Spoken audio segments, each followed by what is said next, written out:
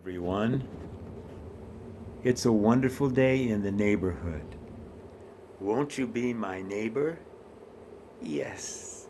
Okay, today we're going to discuss a few things that I've learned. And this is for the younger people because the younger people are our future. So I want to share a few things that I learned, and I want you to take this and use it wherever you can. And it's okay with me if you share with everybody, even your schoolmates, your family, whatever. So, first thing I want to do is I want to start with an exquisite bird, which is called the flamingo. I think you all know what a flamingo is, right? It's a beautiful bird with a long neck and really long legs. The legs are like about 3-4 feet long just by themselves. And the flamingo stands about 6 foot, well, maybe not quite 6 foot tall, and most of them are pink, but they come in many colors. So don't be surprised if you see them in white, and actually, when they're younger, they're white, and as they grow a little bit more into adulthood, they turn like kind of gray, and then they turn into pink. And if you'll notice, the end of their wings are always like black. But anyway, most of them are pink. So this one time I was kind of walking down, and I was really surprised in our neighborhood to see this beautiful pink flamingo kind of walking down the street. He was kind of hopping down the street, and I said, "Boy, that's a beautiful bird, man." And he was white.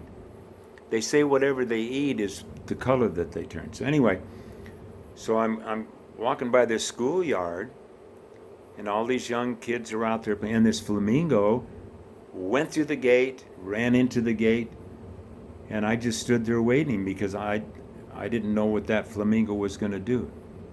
A little while later, all of a sudden, this flamingo came flying, not flying, but running out of the schoolyard, and his feathers were like fluffing up, and he was going caw, caw. I don't know what kind of sound they make, but anyway, he was making all kinds of noises, and he was all different colors. He had so many colors, I thought he was a peacock. Peacock, did you get it? Okay, anyway, so he came running out of the gate, and right after him, all these kids were running after him. So I figured, well, that's why he's running away. But they all had their crayon boxes, and they're yelling at the flamingo, "Wait a minute, wait a minute, wait a minute, we're not through yet." So anyway, the flamingo went running down the street, and then I lost track of him.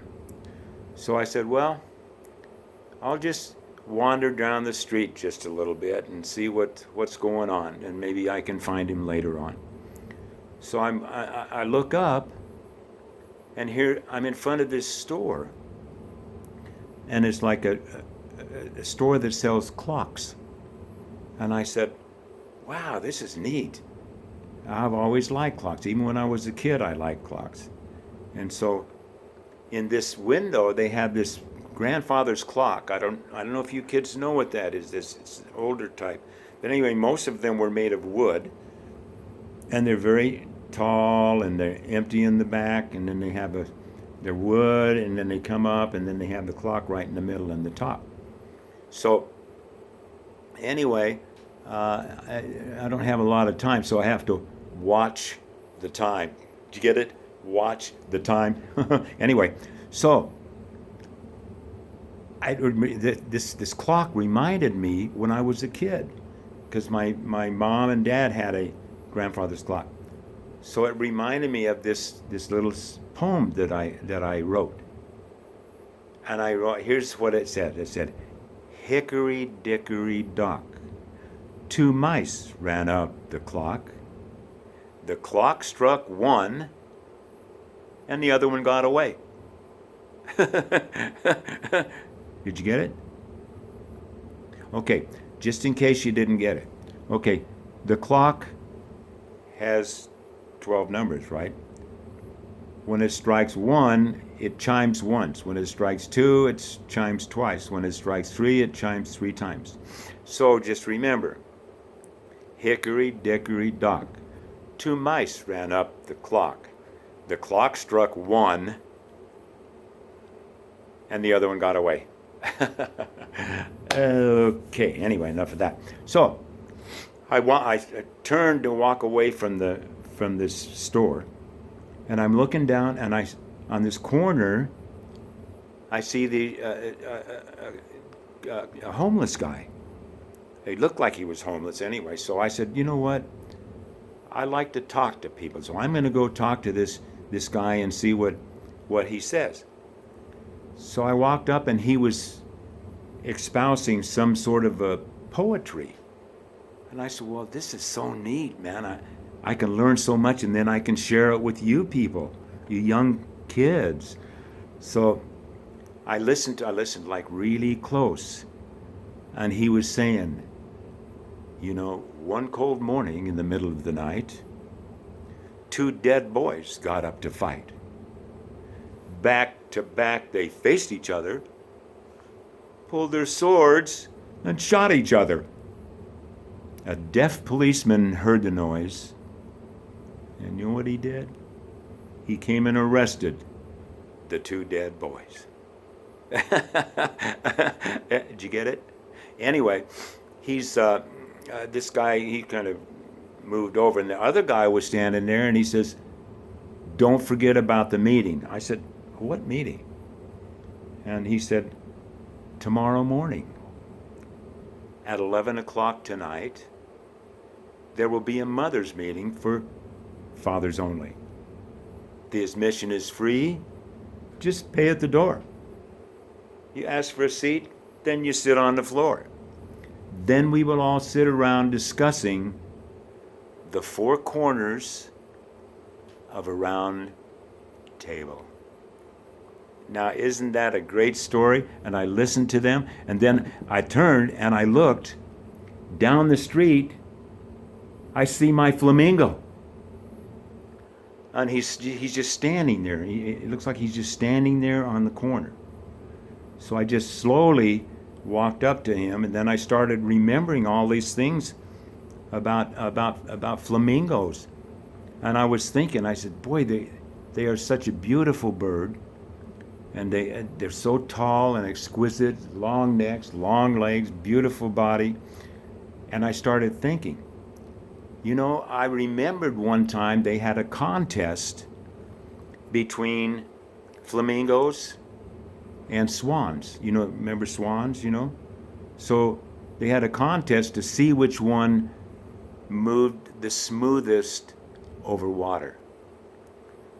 So they put them both on this lake, and they say, okay, on your marks, get set, go. So they went across, and they're just going so smooth, and the flamingo's going like this, and the swan is so beautiful.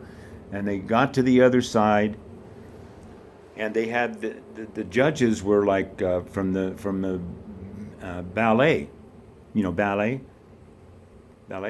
So they asked for the judges, well, okay, who do you think won?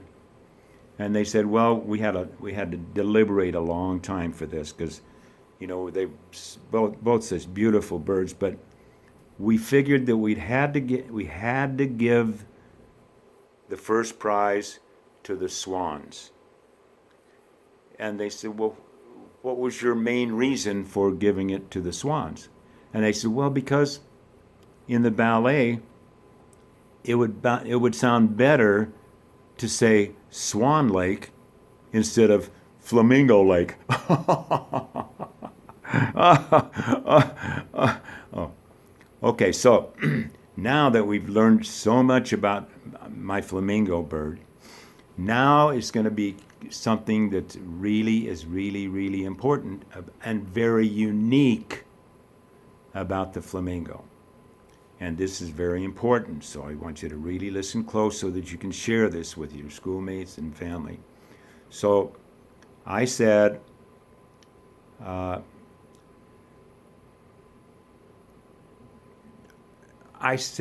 asked one of my students, I said, do you know why the flamingo, when they're running, of course, their legs are going, but when they're standing still,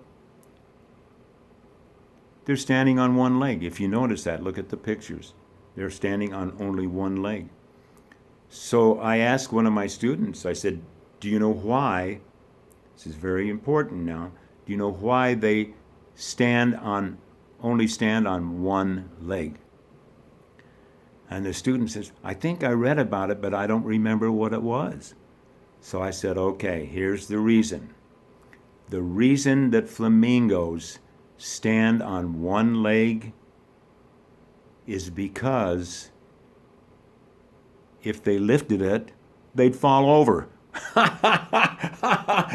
That's my flamingo joke. Now remember, oh, be kind to your web-footed friends, for that duck may be somebody's mother. Be kind to your friends in the swamp, where the weather's wet and damp. You may think it's the end of my song. Well, it is.